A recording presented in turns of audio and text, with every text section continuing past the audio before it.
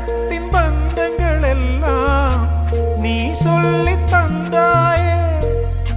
பிறப்புக்கும் இறப்புக்கும் இடையில் வழி நடத்தி சென்றாயே. உனக்கே ஓர் தொட்டில் கட்டி நானே தாயாய் மாறிட வேண்டும். ஆராரிராரோ